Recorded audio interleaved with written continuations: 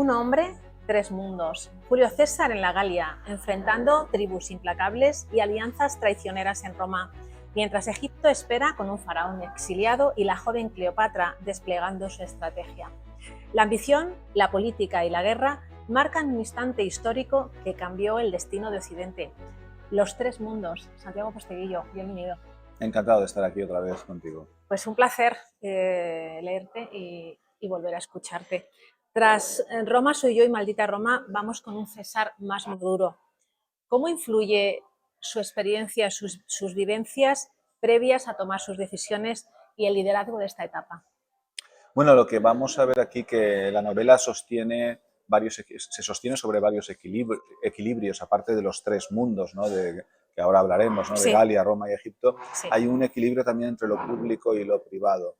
Y sí que me interesa mucho mostrar en los tres mundos la parte privada de la vida de Julio César y cómo esta vida privada precisamente va a influir muchísimo en las decisiones que él pueda tomar, en los grandes acontecimientos históricos que él mismo va creando, ¿no? Como la Guerra de las Galias. Danos algún apunte de cómo era él en esta vida privada ya con esta edad. Bueno, con esta edad lo que él tiene es mucha preocupación por su hija Julia, que ella esté bien. Julia hasta cierto punto se ha sacrificado por el poder político de su padre, desposándose con Pompeyo, ¿no? Su gran enemigo o competidor político, aunque Pompeyo la trata bien, pero evidentemente César tiene sus dudas y tiene mucha preocupación por ella y por su madre, por Aurelia, y por todo lo que pasa en Roma con sus familiares y amigos, porque la Guerra de las Galias lo fuerzan a estar durante varios años ausente de Roma, ¿no? Entonces, la típica preocupación de quien está ausente, ¿no? Y quiere asegurarse de que sus seres queridos se encuentran bien. Él, Julio César, es muy sabe perdonar a sus rivales, aunque luego le traicionaron. ¿Cómo dirías que, o si lo hay, eco en la época actual? ¿Sabemos perdonar también o saben perdonar? Bueno, yo creo que eh, en, eh, en la época actual vivimos en momentos de polarización y en la polarización los oponentes no saben encontrar puntos de encuentro, sino solo de disenso. Y si algo nos enseña la historia de Julio César es que cuando se agudizan los puntos de división, se enfatiza lo que nos diferencia y no lo que nos une, pues se suele acabar bastante mal, como acabaremos viendo en la siguiente novela de la serie, ¿no? Donde la polarización política irá conduciendo irremediablemente a la guerra civil. César combina audacia, estrategia y diplomacia. Yo creo que lo hace único frente a otros líderes históricos y diríamos también contemporáneos.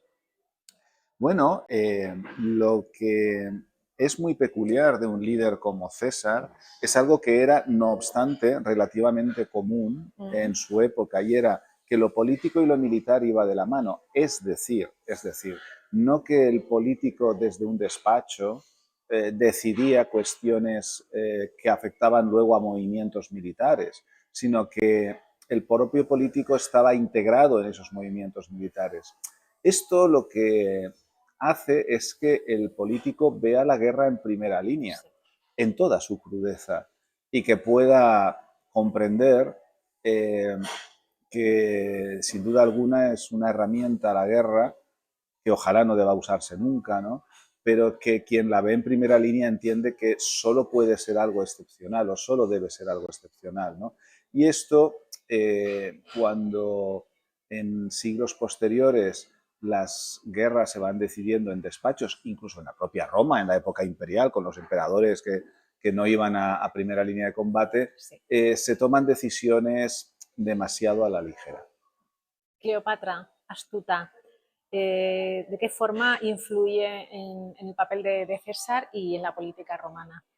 Bueno, la novela se titula Los tres mundos porque si bien yo quería contar la historia de la conquista de la Galia por César y entendía que tenía que contarla en dos mundos, siendo el segundo mundo, Roma, porque mientras César está en la Galia está constantemente pensando en la disputa política en Roma. Sí.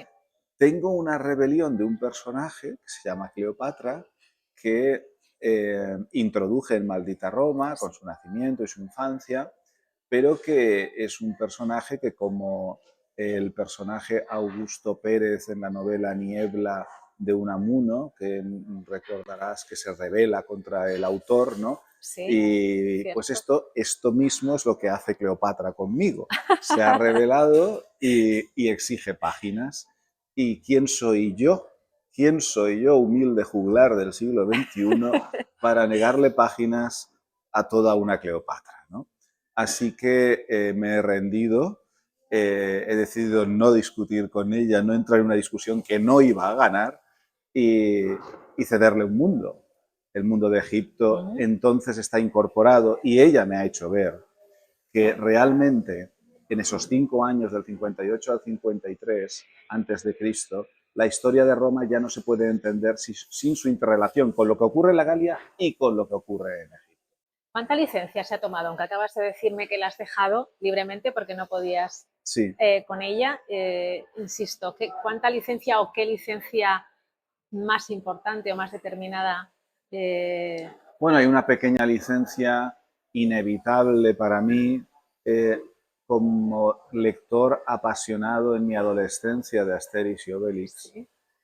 No se puede pasar narrando uno la conquista de la Galia por Julio César y no pensar en Asterix y Obelix, ¿no?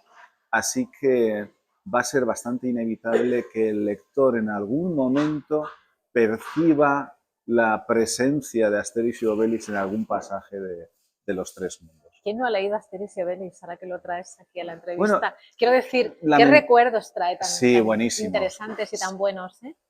Él, Asterix y Obelix, luego Mortadelo y Filemón, sí, con el gran Ibáñez, tan poco valorado en España, que probablemente sea el autor de cómic, creo que más de 60 y pico años, casi 65, creo que no hay otro autor de cómic que durante tantos años haya estado dibujando, ¿no? Y haciendo cómics de un personaje como Mortadelo, de unos personajes como Mortadelo y Filemón. Sí, ojalá estos textos se sigan manteniendo. Ojalá. Se está haciendo con Asterix y Obelix, tienen el problema de la muerte del... El dibujante lo han sabido reemplazar, pero con el guionista les está costando. Han mejorado. Reemplazar el genio de Agostini es difícil. Y con Ibáñez ahora Penguin me consta que ha sacado, ¿no? Está sacando esta colección, ¿no? De Ibáñez mítico, que me parece muy bien, muy bonito y muy lo que hay que hacer de recuperar y de mantener al gran Ibáñez.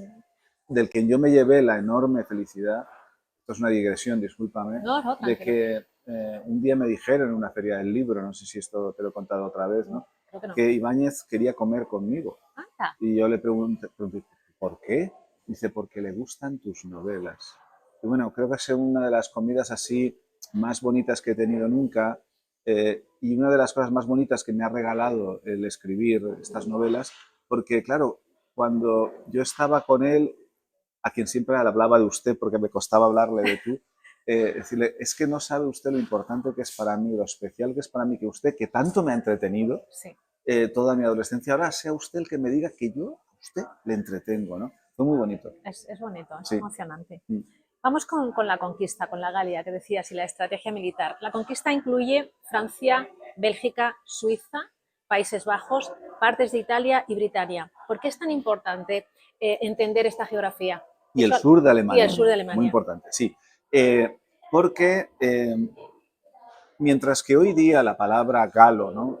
Que incluso vas al diccionario de la Real Academia Española de la Lengua y reconoce o recoge el significado que tiene hoy día, ¿no? Que es identificar galo con francés, ¿no? Galia con Francia. Si bien ese es el significado que tiene, en la antigua Roma, la Galia implicaba todos estos territorios. Y que César anexionara a una romanizada Hispania y a un centro del Estado romano italiano todos estos territorios, si lo piensas bien, es la forja del Occidente moderno. Y podemos debatir si Occidente ha sido bueno o malo en la historia, pero lo que me parece incuestionable es que quien forja Occidente es Julio César del 58 al 53. Y esto es una transformación del mundo. Por eso César es tan especial.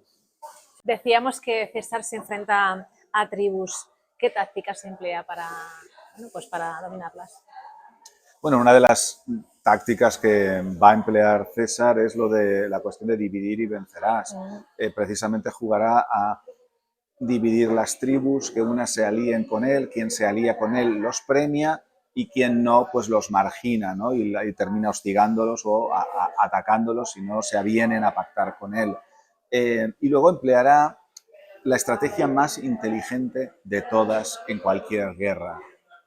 Estudiar al enemigo y ver que cada enemigo es diferente y que con cada enemigo ha de emplear una estrategia distinta. Y eso es algo que muchas veces ha perdido a otros personajes históricos que han querido aplicar exactamente la misma estrategia contra enemigos diferentes o circunstancias distintas, ¿no? Entonces César, con el rey germano Ariovisto, tiene muy presente que Ariovisto quiere cortarle las líneas de suministros, él va a evitar va a luchar para que no se las corten. Si lucha contra los vénetos, en las costas necesita refuerzo marítimo, construye una flota, etcétera, etcétera. Esa es la cuestión más inteligente de César, pensar contra quién lucha. ¿Contra quién lucha? ¿Crees que se hace actualmente? Yo creo que ahora las guerras no se hacen pensando contra quién se lucha, sino que se hacen por ambiciones político-económicas muy concretas y, como decía antes, muchas veces tomando las decisiones desde la comodidad de algunos despachos. César, Pompeyo y Craso, ¿cómo equilibran la ambición personal y la política? El pacto A3, conocido como triunvirato entre estas tres figuras, es un pacto basado en intereses mutuos que funciona precisamente porque han buscado el mínimo común denominador que los puede unir, pero no deja de ser un pacto frágil, porque al mismo tiempo cada uno de ellos tiene unos objetivos finales diferentes, ¿no? Y parte de lo que puede reventar ese pacto es Egipto. Por eso entendí que Cleopatra tenía razón cuando reclamaba su presencia, claro. Porque Craso ha puesto sus ojos en Egipto. A Craso le falta un reconocimiento de gloria político-militar y piensa que si anexiona Egipto, el legendario Egipto, a Roma, va a conseguir ese prestigio. Claro, Pompeyo no quiere que eso ocurra, así que de pronto Egipto se convierte en una pieza de discordia en el triunvirato. ¿Cómo afecta la gestión de alianzas en cuanto a éxito o fracaso de un Estado, de ayer y de hoy? Bueno, como vemos, cuando hay alianzas y se busca esos mínimos comunes denominadores, puede que haya tensiones, pero no hay violencia o violencia extrema, no hay, porque sí que había algún tipo de violencia, por ejemplo con el tribuno Clodio en algunas elecciones y tal, pero no se llega a la guerra.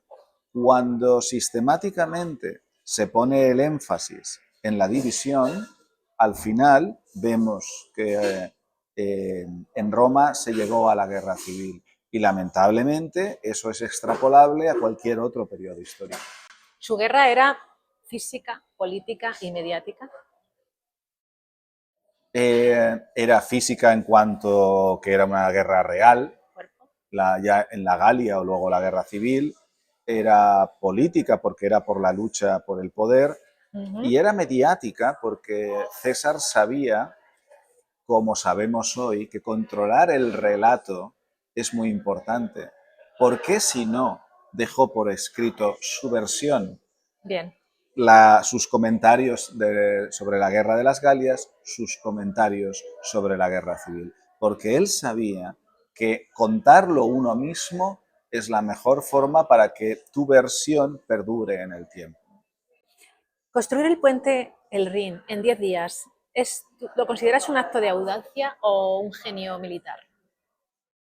Aunque Bueno, pueden solaparse ambas es una cosas. audacia militar Eso es. que puede llevar a cabo César por esa enorme personalidad que consigue arrastrar a miles de personas a hacer cosas que se consideran imposibles y porque disponía entre sus filas, entre sus legiones, pues de la inestimable presencia de un joven ingeniero que se llamaba Vitruvio, que luego nos legará un tratado de ingeniería y arquitectura, ¿no? Que influirá durante siglos, ¿no? Entonces, esa combinación de disponer de un gran ingeniero y esa gran audacia y visión militar es lo que hace que algo que es a todas luces o aparentemente imposible, construir un puente en tan pocos días con la tecnología de la época sobre un río tan caudaloso como el Rin, Sí. termine siendo posible.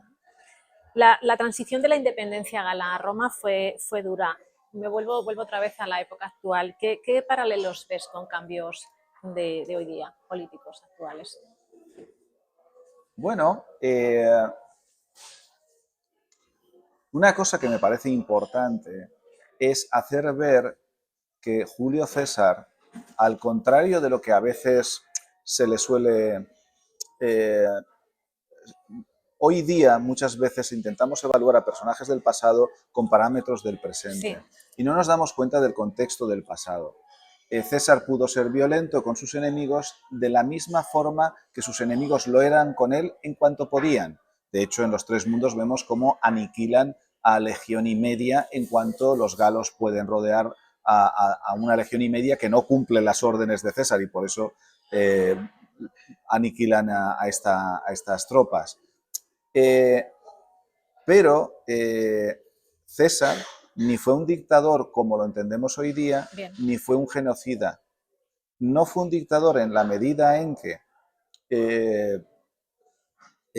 perdonó a sus enemigos políticos, y por eso, como has referido antes, será asesinado por ser magnánimo, porque esos a los que él perdona y reingresa en el Senado son quienes lo rodean el 15 de marzo del 44 y lo asesinan.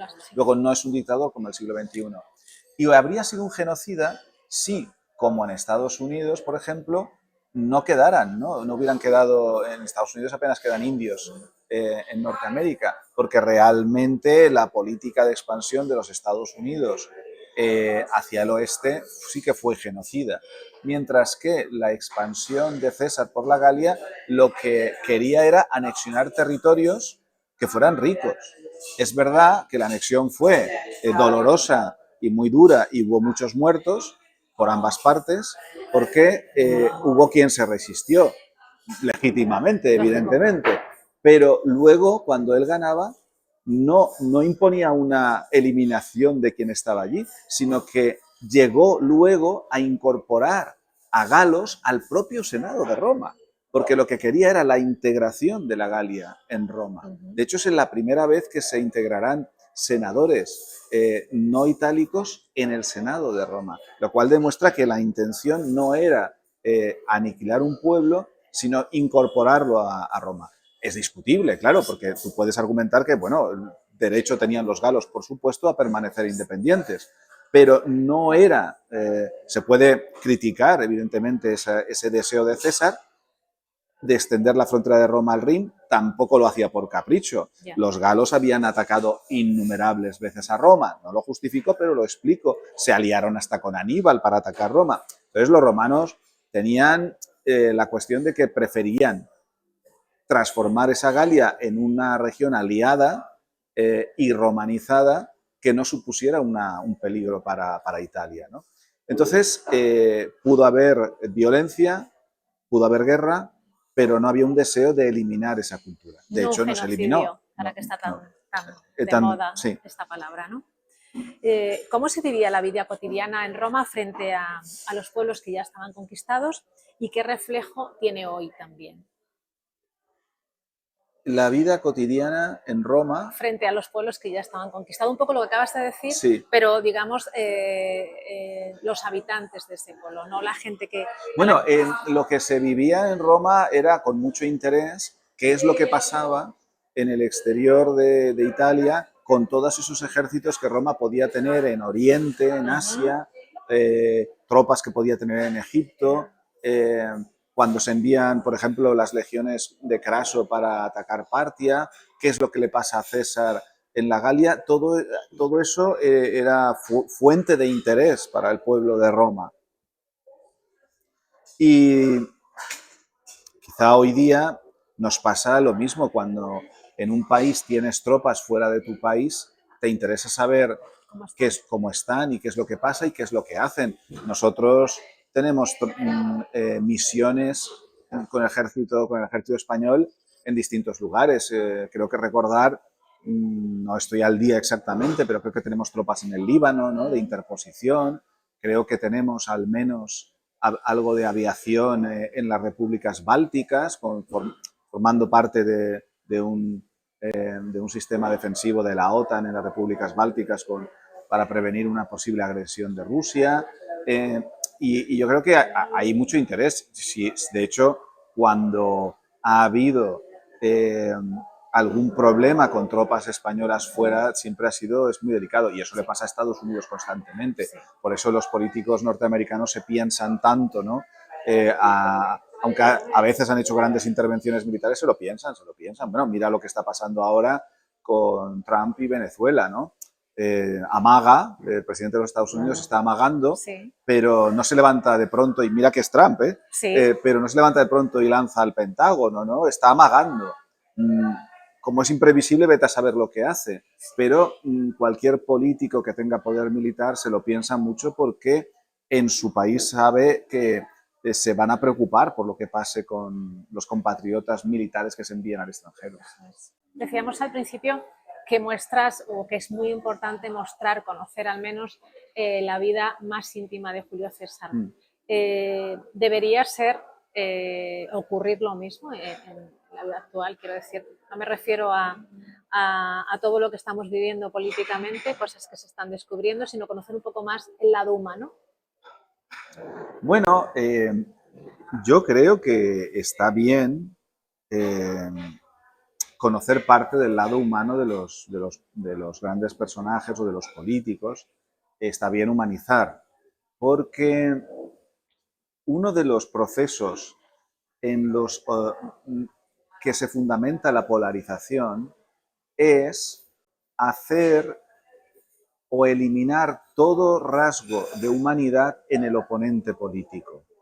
Transformar el oponente político en algo deshumanizado, y ese proceso de deshumanización puede terminar justificando su eliminación física, porque si no es ni siquiera humano, ¿vale? Entonces lo estoy llevando al extremo, sí. Pero la polarización funciona así, porque entonces se acaba justificando cualquier barbaridad. Por eso, ver que el oponente, que tiene todo el derecho a, de una forma civilizada y sin violencia, de defender cualquier tipo dentro de la legalidad, ¿no? De idea política, ¿no? Está bien ver, pues, que tiene un rostro humano, ¿no? Y que tiene, pues eso, rasgos humanos y sentimientos y una vida privada, como pueden tener las personas que piensen de forma diferente, ¿no?, a ese oponente. Entonces, esto sí que sería interesante mantenerlo, la humanización del líder político. Para terminar, una pregunta retórica sería: no aprendemos nada de la historia, pero le voy a dar un poco la vuelta. Me voy con Cleopatra, que se te fue de las manos. Sí. Y te pregunto si lecciones suena mal, pero si has aprendido algo sobre la condición humana a lo largo de la vida de Julio César, porque este sería ya el tercer tomo. Sí, hombre, yo, por ejemplo, en este tomo en concreto, sí que me he dado cuenta que a veces pensamos que los grandes personajes históricos, o incluso nosotros mismos, cuando gente de nuestro entorno, pensamos que lo importante, lo que marca un antes y un después en la vida de estos personajes, es algún gran acontecimiento histórico. En el caso de César podemos pensar que hay un antes y un después de la conquista de la Galia, un antes y un después de cruzar el Rubicón o de la guerra civil. Pero luego piensas en ti mismo y dices, ¿qué hay? ¿Un antes y un después de haber conseguido tal o cual galardón? un Ya. antes y un después de haber conseguido superar una oposición en la universidad, y te das cuenta que al final tu antes y un después tiene que ver con algo relacionado con tus seres queridos, con la desaparición de un padre, de una madre, Dios no quiera, de un hijo, de alguien cercano a ti, con el desarrollo bueno o malo de una relación personal. Y con César pasa exactamente lo mismo. Y eso me lo ha enseñado él. Me he dado cuenta que incluso alguien tan importante en la historia como él, realmente su antes y su después es por algo privado. Por algo de eso que en los libros de historia despachan en una línea. Y sin embargo, probablemente para César fue lo más importante. Y lo necesario que Sí. conozcamos. ¿Qué hay después de los tres mundos, Santiago? Pues después de los tres mundos, que termina las tres primeras novelas de la exalogía de César, que yo denomino la trilogía del ascenso, Eso es. ha de venir la trilogía del poder absoluto, que son otras tres novelas donde tendremos que cubrir la guerra, la rebelión de Vercingetorix y cómo llegamos a la guerra civil la guerra civil y Cleopatra, y la conjura para asesinar a César. Pues nos vemos dentro de 2 años. Sí. Espero que antes. Yo dar entre 2 años, mínimo año y medio, sí. Bueno, Sí. bueno, espero verte antes para otras cosas. Pues Vale. los tres mundos, Santiago Posteguillo, un placer, como te decía al principio. Encantado y muchísimas Gusto. gracias. Gracias.